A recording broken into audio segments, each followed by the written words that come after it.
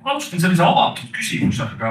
Ma ei tea, kui paljud teist on saanud täna siin suurem osa päevast veeta. Markust ma nägin küll juba hommikul esimestest siia saabus. Võib-olla alustamegi, Markus, sinust, et millised mõtted sa siin üldiselt nagu kaasa võtsid? Kas see arendajate tulevik paistab nagu tume?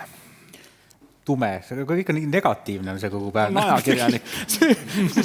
Hakkas algusest peale juba kuidagi niimoodi. Ei, ma päris nii tumedalt seda asja ei näe. Siin on olnud väga palju erinevaid häid mõtteid. Kõik on, kui ma võtan päeva alguse poole just, siis seal räägiti rohkem filosoofilisel tasemel võib-olla. Mulle meeldis väga graafi enda natuke eneseirooniline osa, kust mis ka arhitektuuri poole pealt vaatas, et näed, et nii palju auhindu, nii palju serte, et me õudselt panime selle nimel, et ennast nagu promoda, kui kunagi Vana-Kreekas siis tehti inimestele arhitektuuri. Et võib-olla, kui ma teist poolt vaatasin, siis hästi palju oli sinna praktilise poole peale tagasi tulnud. Et ma väga kiidan ka Kaja presentatsiooni ja tema üldse välja tulnud, mida nagu riik üldiselt teinud on, sest et see on üsna positiivne, kuna arhitektid küsis, mida nemad siis teha saavad või et jõupositsioonil inimesed ju alles saavad otsustada, siis minu meelest siin Türi näitel oli väga hea koht, kus toodi, et näed, kallis on arhitektuuri teha võib-olla, aga kui oma nime sinna taha ei pane, siis võib-olla järsku see ongi see koht, kus arhitekt saab aidata hea keskkonna loomisega siukse hoone puhul. Ja teine koht on see, et kui kinnisvara üldiselt või maa, ütleme, millest ka räägiti, maksab meil 100 € ruutmeeter näiteks enne, kui sinna midagi peale tehtud on, siis see, et kui sinna ehitama saab hakata ja kui kõik load on tehtud, siis see on järsku 800 € ruutmeeter. Et mis seal vahepeal toimub? Et see on nii ehitaja, nii linna kui ka arhitektide ja kõikide osade vahel, et see ei ole ühe osapoole põhjus, miks see hind nii palju kõrgemaks läheb. Ja ka aeg mängib seal rolli, et siin ütleme, et see koostöö ja kogu see osa võib-olla on hästi oluline võib-olla, mis siit kaasa võtta. On? Hästi huvitav on olnud, aga tegelikult ma tahaks nüüd väga järgmist konverentsi teemal, mis on kõige selle alus ja millest täna ei ole räägitud mitte just sõna. Nimelt mulle tundub, et selleks, et defineerida probleem, selle eeldus on see, et me oleme ühiselt defineerinud normaalsuse. Sest kuidas me muidu aru saame, et me oleme nüüd sealt normist kusagile vasakule ära läinud. Aga meil on praegu kokku leppimata või selgelt sõnastamata see, mida me peame siis ühiskonnas selliseks normaalseks elamispinna kättesaadavuseks. Ja ma toon ka kohe näite, tõenäoliselt on kõik siin viibijatest nõus, et 20-aastane ei peaks võib-olla saama võtta nii palju pangalaenu, et osta endale uus elamus Tallinna kesklinna mugav 3-toaline korter, kuigi ta tõenäoliselt väga tahaks, sest kes ei tahaks.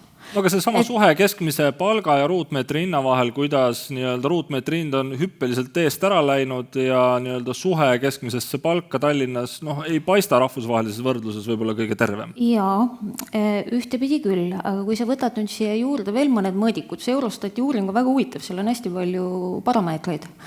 Ja vaatad, palju on tõusnud selle ajaperioodi jooksul Eesti keskmine palk või palju on tõusnud miinimumpalk.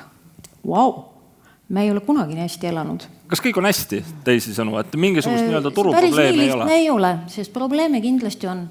Et vaata ühtepidi, eks ole, me peaksime selgelt sõnastama, mis on normaalsus, sest ka elamispinna vahe on tohutu. Kui me kõik korraks mõtleme selle peale, millistes tingimustes me elasime tudengipõlves, püha taevas, eks ole, aga elasime ei olnud häda nagu isegi midagi, mitte et sinna peaks tagasi minema.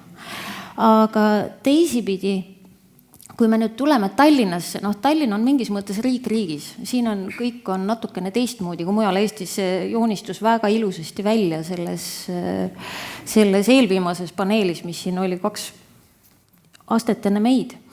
Ja Tallinna kogu seda tohutut eluaseme survet veab, eks ole, tegelikult see meeletu Eestit tühjaks tõmbav sisemigratsioon. Ja samas me teame, et Eesti tühjaks valgumine Tallinna ja Harjumaa arvelt on täiesti kõige kõrgemal tasemel sõnastatud probleem. Me oleme kõik nõus, et see on probleem. Ja nüüd tuleks ka esitada küsimus, et aga mis siis juhtub, kui me nüüd Tallinnas, kuhu niigi kõik tulla tahavad, tekitame veel olukorra, kus korraga tekib turule suur hunnik väga soodsa hinnaga kortereid. Et kas see ei tööta mitte otseselt vastu riiklikule prioriteedile, mis ütleb, et tegelikult tuleks igati soodustada inimeste elamist väljaspool Tallinna. Et seda küsimust tahaks küsida. ja lisaks sellele, eks ole, vaadata siis ära, eks ole, et mis see siis normaalsus ikkagi meil on. Kõik ei saa elada 15-minutise jalutuskäigu kaugusel Estonia teatrist. Kui me nüüd siia lõpuks ka selle väga populaarse 15 minuti linna kontseptsiooni juurde tuleme. Ja omaette dimensioon, mis siia samuti juurde tuleb ja millest täna liiga palju räägitud ei ole, on avalik ruum, sest nagu me teame, kodu ei lõppe sinu korteri uksega. Et me kõik tahame kvaliteetset avalikku ruumi ja see on väga õige asi tahta, aga keegi peab seda ka üleval pidama. Keegi peab selle kinni maksma. Ja kui me nüüd räägime sellest, et kuidas siis päeva lõpuks kujuneb see korteri hind, mis täna on väidetavalt paljudele kättesaamatu, eriti Tallinna teatud piirkondades, kõik on õigus, aga kuidas ta siis kujuneb, eks ole, kõik on hästi lihtne. Kujuneb 3 asjast, maa hind, ehitushind ja kasum. Rohkem komponente seal ei ole. Ja nüüd on küsimus, et mida siis on võimalik KOV-i või riiklikul tasandil mõjutada, millist neist 3? Arvestades, et ka kohalik omavalitsus tegelikult tal on vaja teenida raha, eks ole, selleks, et üleval pidada kõiki neid suurt hulka teenuseid. Need on väga põhimõttelised küsimused, me kohe arutame neid lähemalt, aga ma võtaks, et kõik saaksid kohe selle oma esimesed muljed siit päevast võib-olla ära reflekteerida, siis Ivo, millised muljed sinul? Mis meelde jäi, mis kõlama jäi? Rainer de Graafi esitlus oli üle kõige, eks ole. Aga mis mina sealt kaasa võtsin, oli see, et kui arhitekt saab lubada endale olla oblivious of money, siis arendaja ei saa. Ja ma arvan, et ja ta ise enesirooniliselt rääkis ka sellest, et kui ta arendama hakkaks, et ilmselt pikka pidu ei oleks. Et kui me räägime arendamisest, ehitamisest, siis meil see raha mõõde on ees, taga, külje peal, naturaalselt meiega kaasas, me ei saa seda ignoreerida. Nutame ära. Kui me rääkisime need toredad projektid, millest siin päeva teises pooles juttu oli, toetused siin, toetused seal, Helsingis, kena, 70 aastat tehtud, põhjusel või teisel tõmbaski Helsingi linn toetused nüüd tagant ära. Kui me räägime arendamisest, kui me räägime kättesaadavast affordable livingust, siis see raha, ütleme nii, et küsimus on ju ainult rahas. Et sellest tuleb meil siin juures rääkida. Kes selle kinni maksab, kuidas see kinni makstakse, see on võrrandi osa. Ivo. Andres. Vabandust. Ja, kõigepealt tänud Arhitektide Liidule, et sellise toreda konverentsi korraldasite, sest teema on tegelikult tõsine. EKFL, mis minu tiitli juures on siis Eesti Kinnisvarafirmade Liit, mida ma samuti esindan, nii et ma olen siin natuke kahes isikus. Aga päeva üldmulje on see, et me ikkagi räägime reguleerimisest, et kuidas läbi reguleerimise siis parandada teatud probleemi. Kinnisvarafirmade Liidu seisukoht on olnud, et tegelikult kättesaadavus on kindlasti probleem ja just viimasel ajal see on järjest tõusnud probleem, aga seda tuleks lahendada läbi vähema reguleerimise ja läbi kiiremate menetluste. Need on need tegevused, millega me tegelikult saaksime alla nii maa hinda kui ka seda ehitushinda.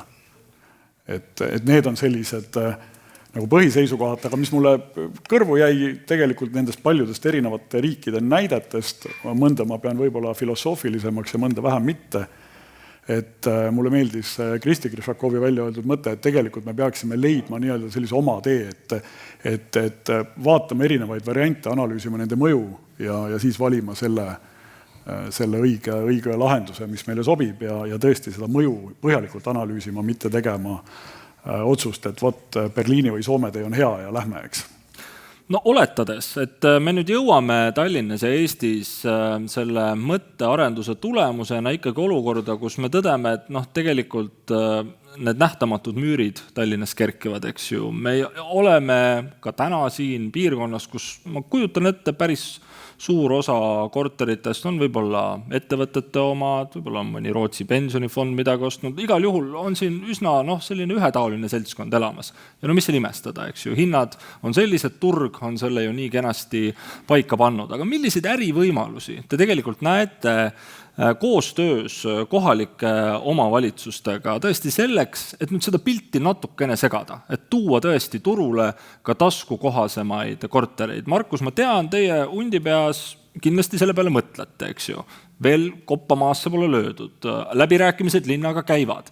Mis võimalusi sa tegelikult siin näed, et päriselt nagu seda segregatsioonile pidurit tõmmata? Natuke pean selle osa välja tooma, et meie äriplaan ja ärimudel on vähe teistmoodi võib-olla kui keskmisel Eesti arendajal ja selle põhjus on see, et meil on ühe asukoha peal kogu see ala, kuhu siis kõikide erinevate nende maaomanike maa on ühte kohta kokku pandud. Me omame selle elektrivõrku, veevõrku, sidevõrku, ehk siis me oleme jälle, ütleme piltlikult veel samamoodi linn linnas justkui on. Ja see annab meile tegelikult ka muid rahavooge kui ainult korteri müük näiteks. Ja sellepärast meie äriplaan on välja ehitatud sellele, et mitte me ei väärinda ainult ruutmeetri hinda, vaid me väärindame oma aktsiahinda. Ehk siis ruutmeetri hinna kasv ja korteri hind ei ole see põhiline asi, mida me tegelikult tulevikus müüme. Ja tänu sellele meie ärimudel on natukene teistsugune Excel on meil, ütleme siis jutumärkides kui teistel. Ja seetõttu ma arvan, et seda ei saa aplikeerida nagu kõikidele arendajatele erinevalt. Ja seal tekibki sama see maahinna küsimus, on ju ehituse hind, kõik need asjad juurde. Me oleme vaadanud neid samu kõiki versioone, mida tegelikult täna on esitatud ka ülejäänud maailmas ja ma olen nõus sellega, et me peame leidma oma versiooni, aga me ei pea seda kõike täiesti leiutama, sellepärast et teadustööd on palju suuremad linnad on meile näiteid ka ära teinud, et me peame adapteerima. Ja seda me oleme ka Tallinna linnaga väga palju arutanud, me oleme koos seda sama taskukohast ja kättesaadavate korterite teemad väga palju arutanud ja uurinud ja üritanud aru saada, missugune mudel meil võiks koos tekkida, et kuidas me siis testime seda näiteks meil seal hundi peal nii-öelda. Sest et eestlased on, kui me võtame oma e-riigi ja oma tehnoloogia pädevuse ja kõik selle osas, me oleme suurepärased teiste leiutiste praktikasse panijad, et need ükski asi ei ole, ükski tehnoloogia ei ole meil ehitatud selle peale, et me ise leiutsime selle.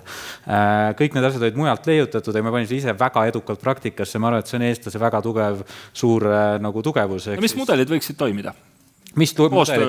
Koostöös kohaliku omavalitsusega? Ma alustan sellest, et mitmekesisus, mis toodi ka välja, just mis Helsingi näitel on võib-olla väga hea välja tuua, sellepärast, et kui järsku rahastus tagant ära võetakse.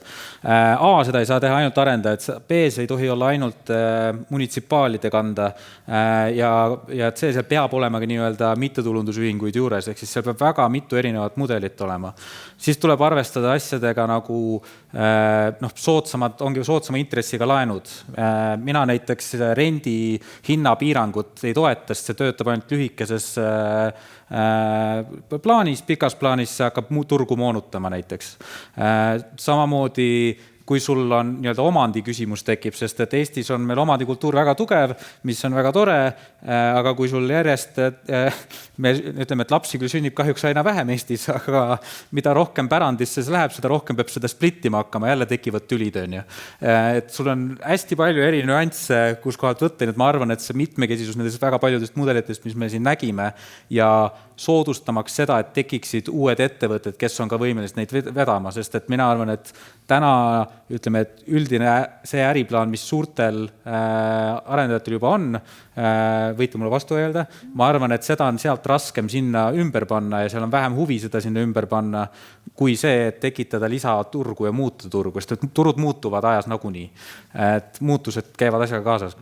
Ann, millised võiksid olla need mudelid, kuidas tõesti natukene seda turgu segada, mitmekesistada, tuua tõesti, luua selline olukord, kus piltlikult öeldes Estonia priimabaleriin või Gustav Adolfi gümnaasiumi õpetaja ei peaks Lasnamäe tagumisest otsast tööle sõitma iga päev, et tal oleks ka võimalik osta endale korter või rentida soodsalt. Ma olen väga ühte meelt Andrese ja Markusega, et Eesti peab minema oma teed, sest Eesti on väga mitmes punktis täiesti unikaalne kogu Euroopa Liidu kontekstis, alates väga suurest omanike protsendist.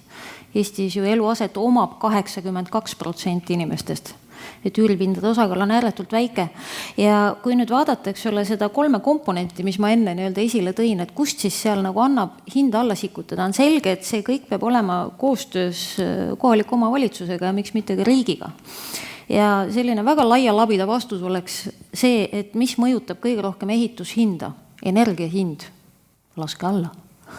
Aga ma tean, et see on puhas demagoogia, et see kõik on väga palju keerulisem. Et eriti Tallinna kontekstis, kuna kaugelt üle 70, ma ei ole ka selles numbris kindel, aga väga suur osa Tallinna linna maast on erastatud. või kuulub riigile, eks ole, siis seal on tegelikult mänguruumi vähe. Kus on natuke rohkem mänguruumi, arendajal on ju terve hulk igasuguseid ettekirjutusi ja kohustusi, mida ta peab välja ehitama, alustades sellest kurikuulsast parkimisnormatiivist, mis on arendajale märkimisväärne ja väga suur kulu tegelikult ja mis tuleb hiljem inimestele kuidagi maha müüa ja lõpetades selle igasuguste muude normatiividega. Kui palju selle parkimiskoha kaotamisega korteri müügihinda alla tuua saaks? 7000 eurolt? See nüüd sõltub väga palju piirkonnast, sest piirkonniti on need normatiivid erinevad. Ma oskan öelda näiteks Noblessneri näitel meil on kohustus ehitada ülikallilt maa alla, sest maa peal pole ruumi, 1,1 parkimiskohta iga korteri kohta. Ja see on kohustus. Ja palju selle võrra soodsamalt saaks, kui seda ei ehitaks? Kui sa võtad... Kas see aitaks keskmise palgaga korterit osta? On see, kuhu ma tahan jõuda? Mitte ainult see ei ole kahjuks selline tegevus, et muudame ühe asja ära ja siis on elu ilus. Aga see on kindlasti üks paljudest komponentidest. Kas on mõni selline mudel ikkagi, mida siin ka täna mainiti? Need samad Helsingi näitel need nii-öelda arendused, kus tegelikult teatud hulk kortereid võiks olla soodsalt renditavad, et oleks see elanikkond seal majas ka mitmetaoline. Kas see võiks nagu kuidagi toimida Eestis ka? Sest me oleme paraku olukorras, kus meil ei ole, eks ju, linnal võimalik kesklinnas ehitada, ei ole lihtsalt seda maad. Maa on maha müüdud. Absoluutselt. Paneme pead kokku ja spikerdame mujalt ja proovime järgi. Ega enne ei tea. Kui sa küsid, kas täna on olemas, ei, täna ei ole. Täna on ikka väga selgelt, on arendajad arendavad, ostavad maa, ehitavad sinna peale, mida nad saavad ja oskavad ja mida neile tundub, et mille järgi nõudlus, eks ole, kasutame ju ka, räägime turuga, rahuldame nõudlust. Arendajad saavad müüa seda, mida ostetakse. Eks? Ja sellega me tegeleme iga jumala päev. Kui riik, linn soovib sellest kaasa lüüa, tere tulemast, proovime. Keegi annab tasuta maa, jumala eest saab selle võrra, saame selle sama maja sinna peale odavamalt ehitada, eks ole. Aga ma hoiatan nagu sellest, mis ma enne rääkisin, et tasuta lõunatesse minul usku vähe, siis on küsimus, et aga kuidas siis ikkagi linn oma eelarvet täidab, kuidas need asjad käivad, et ega meil juhtumisi selja tagant mingit uut maksu peale ei tule, et see eelarveauk jälle kinni toppida. Et nii ta on. Proovime, saame teada. Kas mõni mudel nendest, mis on siin täna kõlanud, tundub teostata või õigemini siis, mida oleks vaja teha selleks, et me lihtsalt ei räägiks nagu teoreetilisest võimalusest sinna liikuda? Tegelikult Tallinna linnas on neid mudeleid varasemalt rakendatud, võib-olla siis selle linnavalitsuse ajal veel, mis täna väga populaarne enam ei ole, mille ajal tehti ka väga palju halbu otsuseid. Aga tegelikult Tallinna linnal oli maad ja tehti hoonestusõiguse alusel, arendati mitmeid rajoone. Ja ma isegi olen ühe sellise 8 hektarit ja kuskil 350 elamuühikut arendanud, kus linn andis 99 aastaks hoonestusõiguse, arendaja lahendas ära linna jaoks ühe probleemi, mis seal maa peal olid, ja tegelikult maa hinnakomponent oli nagu mõnes mõttes 0 selles projektis sees, eks. Et loomulikult neid hindasid täna ei ole mõtet rääkida, sest see projekt lõppes 15 aastat tagasi, eks. Aga nüüd, kui tuua, rääkida sellest, et meil on selline hindade diferentseerimist justkui vaja, siis mulle meeldis see, et Soome näite puhul, et kus olid siis need nii-öelda turutingimustel korterid vist oli 10 000 eurot ruutmeeter ja siis reguleeritud hinnaga korterid olid 5000 euri ruutmeeter, siis palun, võib-olla on väga halb näide, aga siin Kalarannas merevaatega korterid on 10 000 ja Kalaranna vaatega korterid on 5000 euri ruutmeeter. Et ega arendusprojektide sees on samamoodi see diferentseerimine. Ja tõenäoliselt arendaja teenibki selle 10 000 pealt sealt kasumit ja see 5000 võib olla täiesti oma hinna piiri peal. Kas 5000 eurot ruutmeetri eest on oma hinna piiri peal ehitamine või? Kui ma seda nüüd ilma selle paberita ütleksin, siis mõni võiks arvata, et ma mõtlen numbreid välja, aga ma lihtsalt ennem seda konverentsi võtsin välja, see on muidugi päris jube, kui keegi hakkab lava pealt mingeid numbreid lugema ja ei pane neid ekraani peale, aga võtsin välja ühe meie projekti, Liveni projekti, siis kesklinna ja äärelinna projekt ja ma lihtsalt ütlen teile mõned numbrid, et kesklinna projekti müügihind on 5500 euri ruutmeeter, äärelinnas 3100 euri ruutmeeter, kõik hinnad on käibemaksuga. Kesklinna projekti arenduskulu, mis sisaldab siis maa hinda, on 1600, äärelinnas 380. Kesklinna projekti ehitus, ruutmeetri hind, see on müüdava pinna kohta kõik, on 3100, äärelinnas 2100. Ja kasum on mõlemast projektist sama. Mis see tüüpiline kasum on, millega arendajad arvestavad? See on kas Liidost üks küsimus, mis on tulnud. Ma siis küsin selle kohe ära. No antud juhul on see umbes, isegi protsendina on erinev, et see on umbes 400 euri või nüüd käibemaks maha 350 euri müüdava ruutmeetri pealt. Aga kuhu ma tahan jõuda on see, et siin hakkab mängima nüüd mastaabiefektid. Kesklinnas meil ei ole väga palju, meil on üksikud krundid, üksiku krundi peal on arenduskulud reeglina oluliselt kõrgemad, sest sa projekteerid üksikut maja, mitte tervet kvartalit. Seal on kõiksugu, kogu selle projekteerimise, selle juhtimise kulud. Ja nüüd meil on kesklinna äärelinna vahel on ka väga suur vahe nõuetes. Ja sealt tuleb see muu vahe. Kesklinnas me ju projekteerime autokohad majade alla, äärelinnas sa saad maja kõrvale panna. Plus ja nii edasi ja nii edasi ja nii edasi. Varjandite nõuded, mida täna juba Tallinna kesklinnas nõutakse, aga kuskil valdades seda ei ole. Nii et see on nagu sukene suurem teema, millega ma tean, et väga paljud siin saalis olijad samamoodi tegelevad, et kuidas seda äärelinnastumist ja valglinnastumist või öeldakse ka Tallinna rasvavööd, et kuidas seda nii-öelda suundumust vältida, aga see on paraku turg, et inimesed kolivad praegu sinna, kus saab 3000 euroga ruutmeeter elamise. Mis on keskmise kinnisvara arenduse kasumi marginaal? On erinevad, Andres tõi välja, et ei erine see kuidagi, et marginaalid on erinevad, aga see on seesama mõnisada eurot ruudu kohta, eks ole. No, protsendina ma võin niimoodi öelda, et ma nüüd võtsin selle ära, aga et tõesti meie hinnatõus on olnud üks kõrgemaid Euroopas ja sellel on väga selged omad põhjused, olen ka erinevates kohtades välja toonud. Aga see tõus ei ole tulnud arendajate kasumi arvelt, et arendajate kasum on viimase 3 aasta jooksul pigem langenud. Et meil on ehitushind üks kõrgemaid Euroopa Liidu, ehitushinna kasv tähendab, on olnud üks kõrgemaid Euroopa Liidus, pluss ka see teema, et maa hind on oluliselt kasvanud viimastel aastatel ja seda eriti ka Tallinna linnas, kus tegelikult siis ehitusõigusega maa tekkimist on oluliselt vähem kui see, mida turg võtab. Ehk viimase 5 aasta jooksul, ma võtsin välja, on tehtud detailplaneeringuid, kus on antud ehitusõigus 6000 kodu rajamiseks, aga arendatud on 12 000. Ehk selles mõttes, ja see tõstab kõik maa hinda. No ma kujutan ette, te kõik nõustute sellega, et tõesti arendajatel on aina raskem. Ja kui te nii ütlete, siis muidugi mina usun. Aga kas segregatsioon üleüldse on arendajatele probleem? See, et ikkagi sarnase sissetulekuga inimesed elavad nagu samas kohas või see on pigem selline nagu meeldiv suund, kuhu me liigume? Kui palju te mõtlete selle peale üldse? No ikka mõtleme.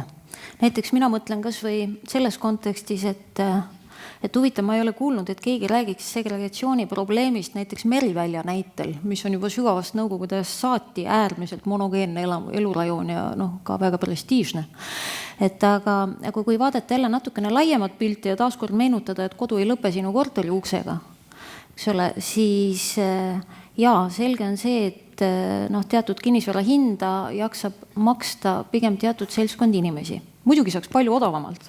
Paneme asfaldi maha, unustame igasuguse eridisaini, eks ole, teeme märksa lihtsamad, odavamad majad ja see kõik annab jõulist kokkuhoidu ka ruuduhinna arvelt. Aga kas see on see kvaliteetne linnaruum, mida me tahame? Et see on nagu üks pool ja teine pool on see, et nagu ma enne ütlesin, keegi peab seda linnaruumi pärast üleval pidama.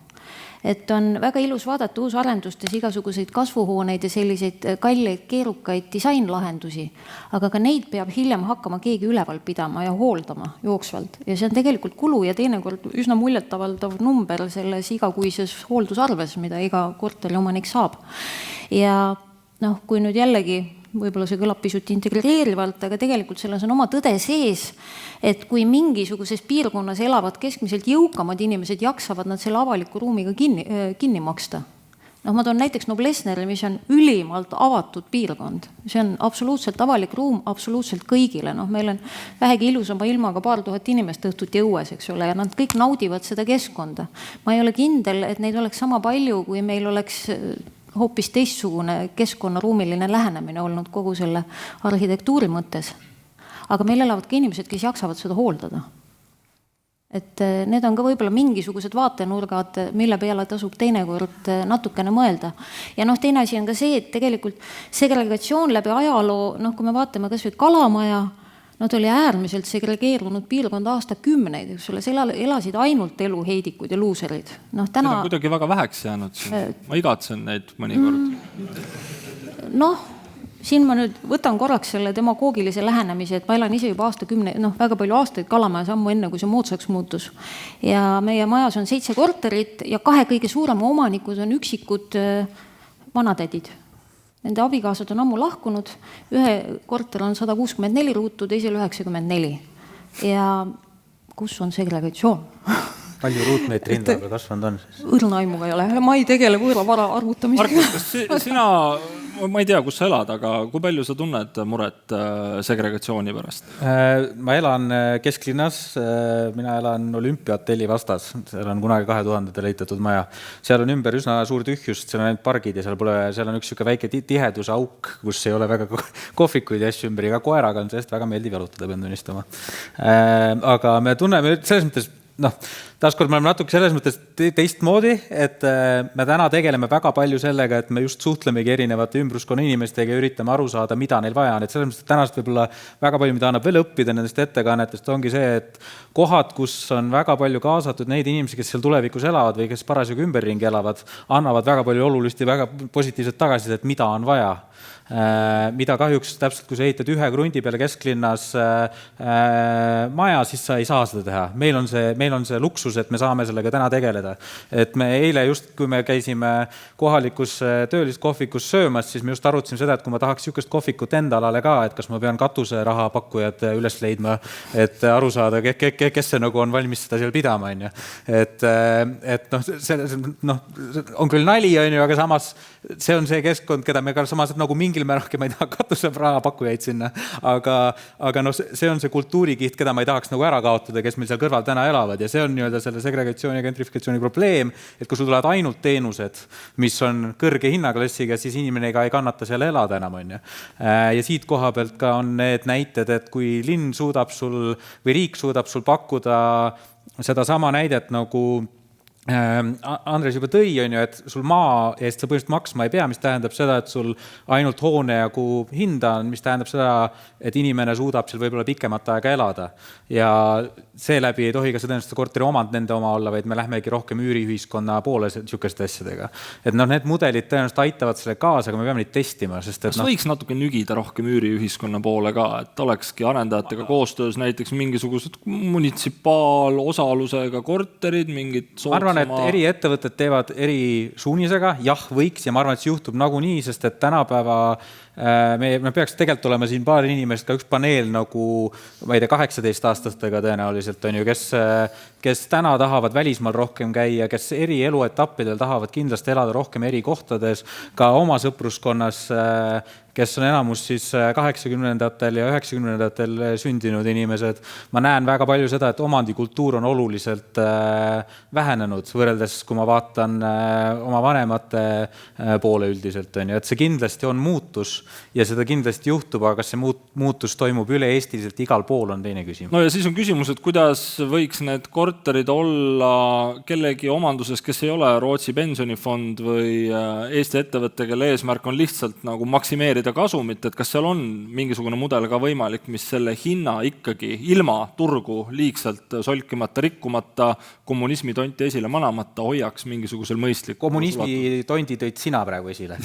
Mina olen nii vähe selle ajal elanud, et... Aga see kommunismi tont kipub kohe välja tulema, kui hakkab keegi rääkima mingitest riigimajadest või üürimajadest. Ütleme nii, et päriselt ausalt sul ei ole vastust, aga ma ütlen jah, sellepärast ma tahan positiivne olla, et kindlasti on mingi vorm, milline see on, selle me peame leidma.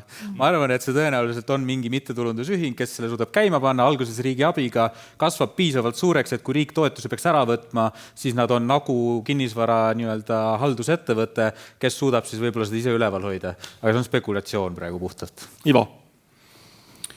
Jah, ma olen eelkõnelejatega nõus, et ma lähen selle raha juurde ikka tagasi, et kui on näiteks MTÜ-d või keegi tuleb, kes rajavad majad, eks ole, on olemas, aga me jõuame siin, on asjad, ehitame valmis, paneme käima, Helsingi näide, ta on mulle selles mõttes jäi mulle väga teravalt jäi silma, eks ole. Ehk see on pikk, see on poliitika küsimus, see on meie valikute küsimus, see on ühiskonnana meie valikute küsimus.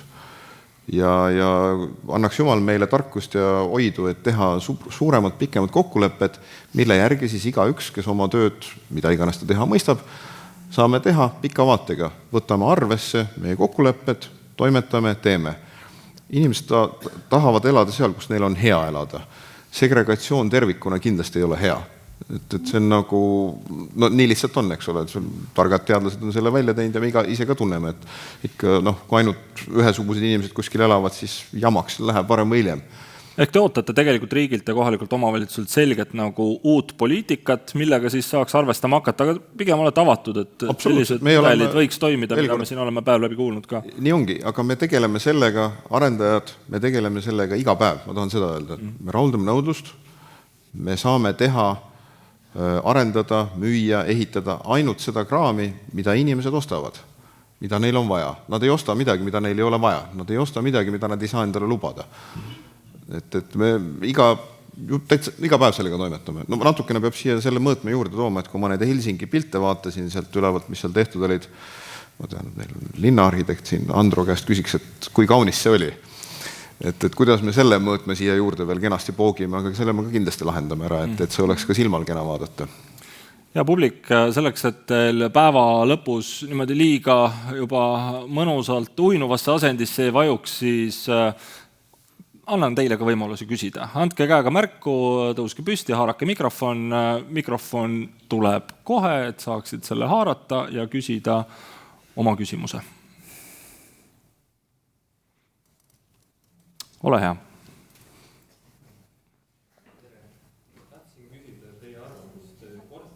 Lülitame nupust. Tere! Tahtsin küsida teie käest korteri kui investeerimistoote kohta, et kui moraalne see on ja kas see peaks olema maksustatud, et nii-öelda pimedate akende maks või pind, mis teenib ainult raha ja kus mitte keegi sees tegelikult ei ela? Kohe küsiks vastu, kuidas teenib pind raha, kus kedagi sees ei ela? No sellepärast, et selle väärtus lihtsalt kasvab ajas iseenesest. Ei ole näinud niisugust asja, et sul kulud on peal, et sellist asja põhimõtteliselt ei saa juhtuda. No, olen aru saanud, et vanalinnas ja teatud piirkondades niimoodi tegelikult on. See on, ma ei kujuta ette, Andres, oskad sa vastata? Ega turuhinnad liiguvad ju meist sõltumatult ja kogu maailma raha pakkumise ja see on nagu funktsioon erinevatest asjadest. Et loomulikult võib olla selliseid hetki, kus väga soodsal 2010 ostsid korteri ja oli sul tühi ja 2000, ma ei tea siis, müüsid oli 2 korda väärtust tõusnud, jah, aga see on juba maksustatud ju niikuinii, sellepärast, et kogu selle ehituse pealt riik korjab ju ja arenduse pealt ikka väga palju maksega. Aga kas te ei nõustu sellega, et siis sellega mingi osa pinnast ei tööta linnas kaasa ja inimesed lihtsalt ei saa nendel pinnadel elada, kuna ei ole ka vajadust seda sinna? See on selles mõttes, et teistpidi, kui on ettevõtlusega on tegemist, siis selle pealt tuleb maksta need maksud, mis ettevõtlusel on kehtestatud sellel ajahetkel selles riigis, kellest me räägime. Aga seda, et pimedate akendega seisvad elamispinnad kuidagi oleks hirmus tulusad, mina ei tea, et see nii oleks. Ma võin taaskord küsin. Aitäh! Ja kohe on mõned küsimused veel, saab mikrofoni anda üle.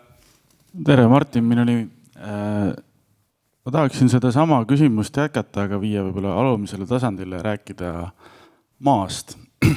Et maa kui selline on küll asi meil siin Eesti riigis, maamaks tegelikult on naljanumber, et kui maa lihtsalt seisab, kasvatab väärtust ja mitte mingisuguseid kulusid peale ei ole, võib-olla tuleb saata keegi korra aastas niitma kõik. Samas nagu väärtuslik maa, kus võiks toimuda arendustegevus, lihtsalt seisab ja teenib väärtust, sellepärast ei ole mitte mingisugust initsiatiivi seda turule paisata. Et mis on teie nagu mõtted seoses varamaksudega? Et kas varamaksude kehtestamine võiks elavdada tegelikult arendustegevust ja tänu sellele suuremale maa pakkumisele aidata tuua ka maa hinda alla. Aitäh! See ei ole nüüd Kinnisvarafirmade Liidu ametlik seisukoht, aga ma isiklikult toetan seda mõtet sellise maksu küll tegemiseks, mis tekitaks väikest survet teatud maa käibesse panekuks.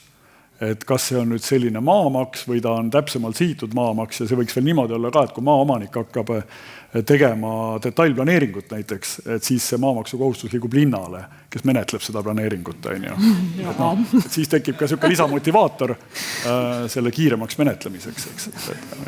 Aga lihtsalt nagu varamaks, see on, kõik on poliitiline küsimus, nagu tegelikult kõik see ongi poliitiline küsimus.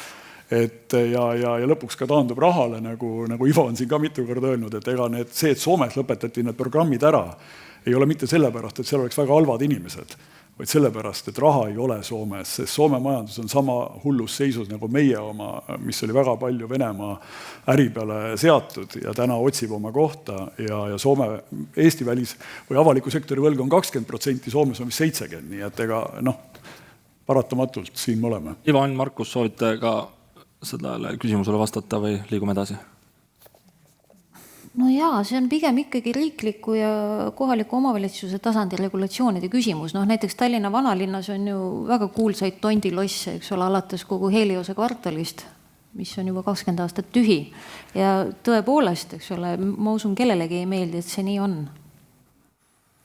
Aga nagu alati, sellel küsimusel on mitu tahku. Olen selles mõttes nõus, et see on sügavalt poliitiline ja maailmavaateline küsimus. Mina isiklikult arvan, et võiks olla. Ma arvan, et varamaks võiks olla ka sellel vanaprouadel, kes elavad üksinda 160 ruuduses korteris, mis tõukaks ilmselt selle korteri käibesse, kus saaks elada pärast seda 160 ruuduse peal näiteks 5-liikmeline pere ja vanaprouale võib-olla aitab 40 ruudusest korterist, eks ole. Et see on midagi, mis stimuleerib kindlasti. Aga veel kord, maailmavaateline küsimus, millist riiki me tahame, millised õigused meil on, kuidas riik meie käest, milliste giidide all maksud kokku korjab, ühiskondliku kokkuleppe küsimus. Ja taaskord pidades silmas, et ei tekiks segregatsiooni.